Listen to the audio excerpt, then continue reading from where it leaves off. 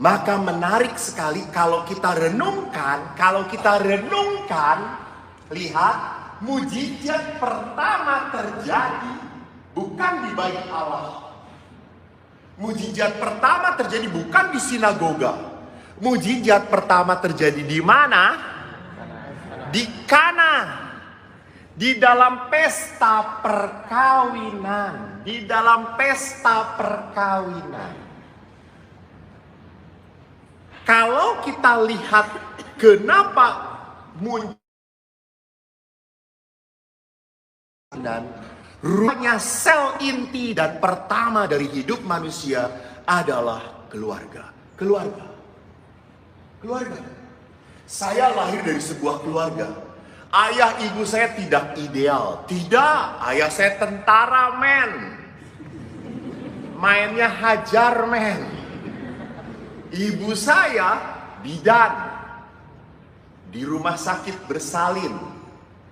Ayah saya itu punya anak 4. Dan waktu kemarin saya datang ke Singapura ini, saya bicara dengan Pak Johor. Waktu ngobrol dengan Pak Johor, saya langsung merenung dalam hati. Saya tidak mungkin akan tinggal di Singapura ini. Kenapa? Karena yang tinggal di Singapura hanya 2 model orang. Punya otak atau punya duit. Saya duit kagak punya. Otak di dengkul. Maka saya ke Singapura cuma mampir doang, coy. Kebetulan dari 4 anak ini, saya yang paling bodoh. Dan saya nomor 1. Padahal Bapak mengatakan, kamu ya anak nomor 1 harus jadi contoh. And you know, karena saya jadi contoh, selalu ayah saya mengatakan apa? Jangan seperti kakakmu. Jadi saya contoh, betul. Jangan seperti dia. Udah bodoh, susah diatur, nyebelin. Tapi saudara-saudaraku, walaupun yang seperti ini dianiaya, akhirnya jadi pastor.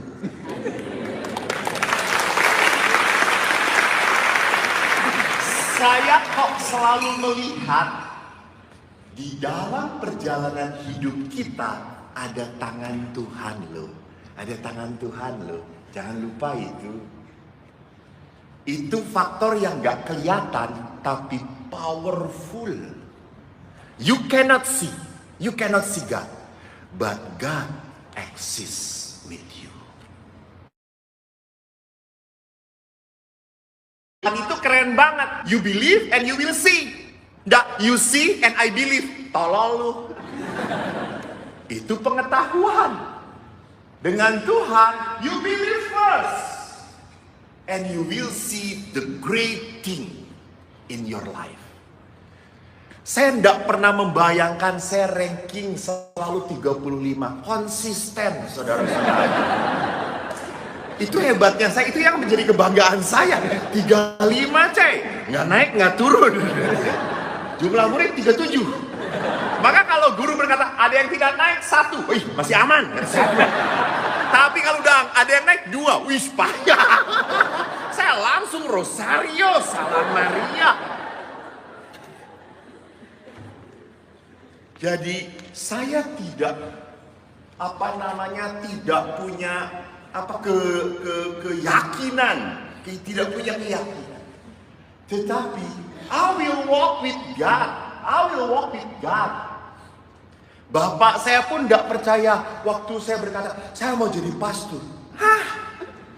Impossible, man. Yang layak jadi pastor adik saya. Oi, pinter. 5 besar sekolah. Pinter banget dia. Ini adikmu yang pinter. Kamu jadi pastor, nanti memalukan gereja Katolik. Punya pastor, bodoh. Lama-lama kan Eko ini kan disebut bodoh. Lalu saya bilang, biarin, nanti saya jadi pastor khusus untuk orang-orang bodoh. Dan Tuhan mendengar doa saya.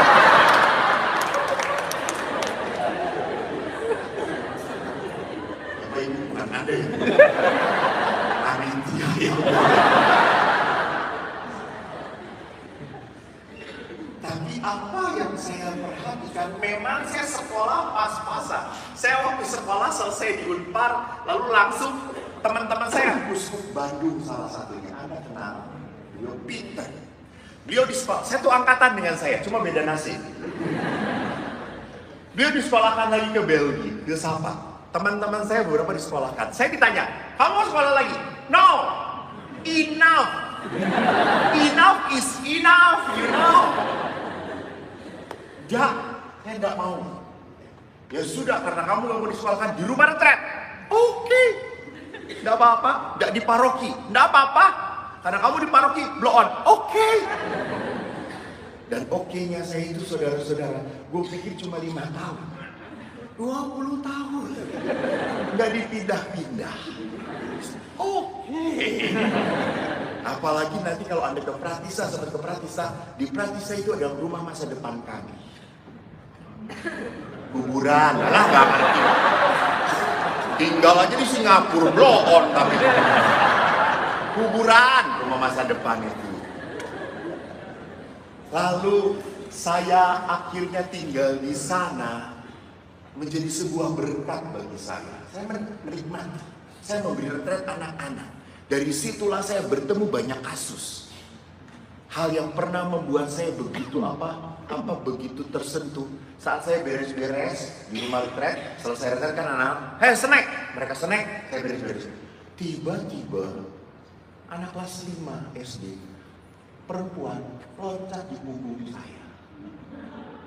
Pastor gendongnya saya. Hah? Kenapa? Aku punya papa, papanya udah cerai dengan mama, udah lama. Aku udah pernah dapat kasih sayang papa. Boleh ya ngerasain gendong pastor? Oke, bolehlah, boleh. Jangan mama kamu. Nah, kalau mama kenapa? Nanti nggak boleh turun, pastor. Manusiawi. Ibu jangan begitu. Jadi dari situ saya punya banyak keprihatinan tentang apa? Family, keluarga. Maka kalau kita kembali hidup karya Yesus dimulai dari apa? Dari perkawinan. Mujizat pertama merubah air menjadi anggur. Mari kita simak kisah.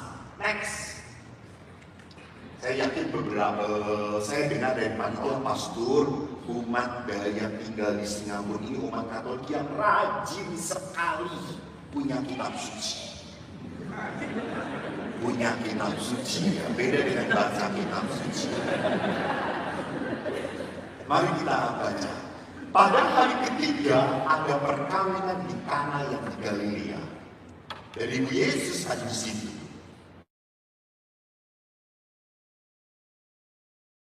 Juga ke perkawinan itu. Jadi lihat, kalau Yesus berangkat itu satu rombongan. Dan Ibu Maria ikut di sana. Ketika mereka kekurangan anggur, Ibu Yesus, Maria berkata kepada Yesus, mereka kehabisan anggur. Kata Yesus kepadanya, mau apakah engkau daripadamu ibu? Saatku belum tiba. Tetapi Ibu Yesus berkata kepada pelayan-pelayan, apa yang dikatakan kepadamu, buatlah itu. Di situ ada 6 tempayan yang disediakan untuk pembasuhan menurut adat orang Yahudi. Masing-masing isinya 2-3 puyuh. Next. Yesus berkata kepada pelayan-pelayan itu, isilah tempayan-tempayan itu penuh dengan air. Mereka pun mengisinya sampai penuh. Lalu Yesus berkata kepada mereka, sekarang cedoklah dan bawalah kepada pemimpin pesta. Lalu mereka pun membawanya. Dan setelah pemimpin pesta itu mengecap air yang telah menjadi anggur, dan dia tidak tahu dari mana datangnya, tetapi pelayan-pelayan yang mencedok air itu mengetahuinya, dia memanggil mempelai laki-laki dan berkata kepadanya, next. Setiap orang menghidangkan anggur yang baik dahulu, dan sesudah orang puas minum, barulah yang kurang baik. Akan tetapi engkau menyimpan anggur yang baik sampai sekarang. Hal itu dibuat Yesus di Kana yang di Galilea sebagai yang pertama dari tanda-tandanya. Dan dengan itu, Yesus telah menyatakan kemuliaannya dan murid-murid percaya kepadanya. Demikianlah Injil Tuhan. Terpujilah Kristus. Saudara-saudari, lihat di sini peristiwanya. Ada Maria, ada para murid. Dan siapa yang tahu bahwa orang-orang ini yang punya pesta kehabisan anggur? Maria. Ibu adalah sosok yang care. Melihat. Dan ibu-ibu selalu tidak pernah tenang dengan sesuatu yang tidak beres di rumah. Ya kan? Coba, saya pernah pertemuan kemarin dengan ibu-ibu se-Singkawang. 450 emak-emak. Setelah saya memberi rekoleksi, mereka ingin gantung diri, saudara-saudara. Itu 450 itu disuruh tenang, nggak ada tenangnya.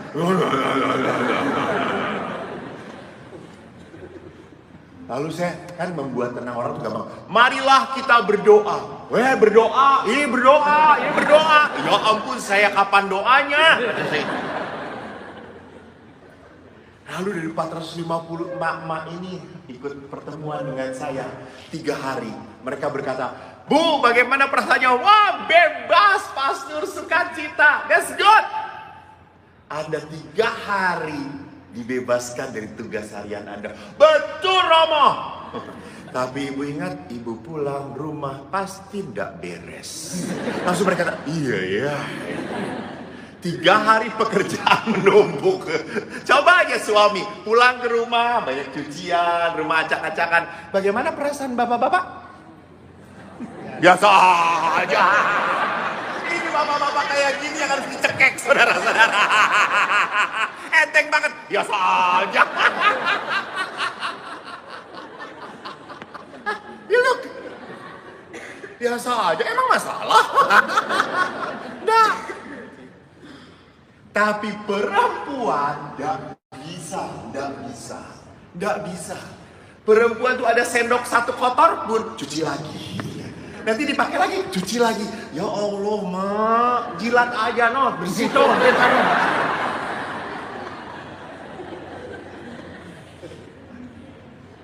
Jadi wanita itu karakter wanita. Nanti kita akan melihat kenapa sih perkawinan banyak sekali gaduhnya, banyak sekali hal yang nggak cocoknya. Ya tuh, aneh toh. Waktu pacaran Anda ngeliat cocok banget. Gue mau kawin dengan dia gitu. Kan lihat toh waktu perjalanan perkawinan nafsu banget gitu ya. Nafsunya tuh ingin. Tapi setelah 10 tahun perkawinan nafsu juga.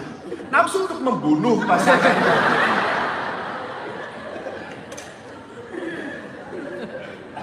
Karena setelah menikah banyak menemukan ketidakcocokan.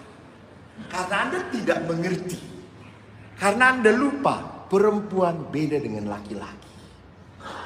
Karakter perempuan diperlihatkan oleh Maria. Dia tahu. Maka dia beritahu pada Yesus. Mereka kehabisan anggur. Dan Bapak Ibu ingat, bagi orang Yahudi anggur adalah lambang pesta. Kalau sampai kehabisan anggur, pestanya memalukan. Kita pun sama toh, kalau buat resepsi diundang 500, Anda akan menyediakan 500? Nggak akan. Pasti lebihin 200. Karena orang Indonesia kalau diundang, papa mama, itu semua keluarga datang. Empe, empok, encerot, datang semuanya. This is family business. Makan gratis, coy. Angpaunya padahal cuma $10 gitu ya. Kan angpau dicatat. Oh, Malim $10.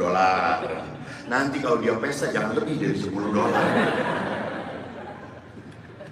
Jadi saudara lihat anggur menjadi lambang sukacita. Dan mereka akhirnya apa yang terjadi menarik ke sini. Maria berkata, mereka gak bisa anggur. Dan Yesus berkata, mau apa daripada ini? Waktuku belum tiba. Ini belum saat bagi aku untuk menunjukkan mujizat.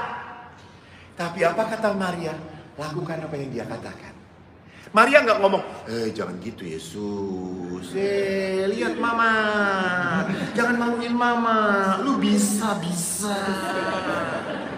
Enggak. Maria bukan wanita kepo.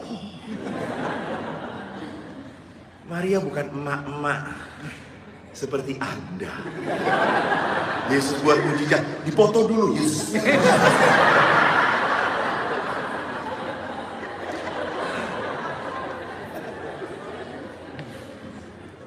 Tidak. Maria berkata, lakukan apa yang dia katakan. Artinya apa? Biarkan dengarkan anakku. Dan Yesus hanya memberitakan isi tong ini dengan air. Cedoklah. Dan Anda kalau tahu 6 tong itu berarti 6.000 liter. 600 liter. Pesta banget dan anggur yang terbaik. Jadi anggur itu memang selalu disediakan yang baik. Baru yang lama-lama nggak baik. Karena sudah apa? Sudah mabok. Maka ada suami istri di Medan itu ribut. Konsultasi pada saya. Pastor, bapak suami saya itu minum tuak terus. Pekerjaannya ke kedai. Tolong beritahu pastor supaya dia bertobat. Jangan mabok terus. Terus suaminya juga gak kalah keras, kan orang Batak keras ngegas terus. Dia yang salah pastor, saya jengkel. Dia selalu pergi ke salon, uang habis. Lalu istri kan tidak pernah mau disalahkan. Mana ada istri salah? Kagak ada coy.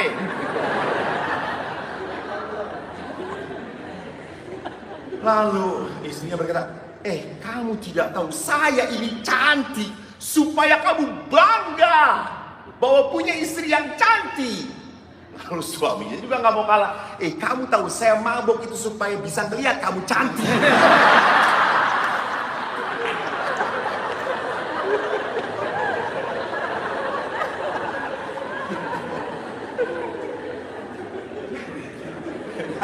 Di dalam sebuah keluarga selalu paling gampang menyalahkan pasangan gitu. Selalu paling gampang menyalahkan.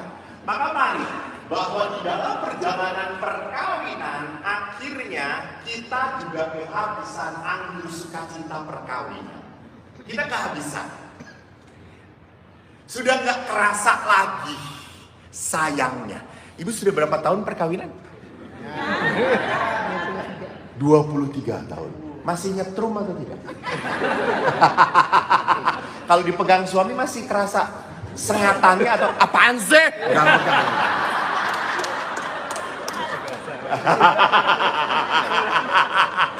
Ibu yang masih kerasa, bapak, pak siapa? Nggak tahu.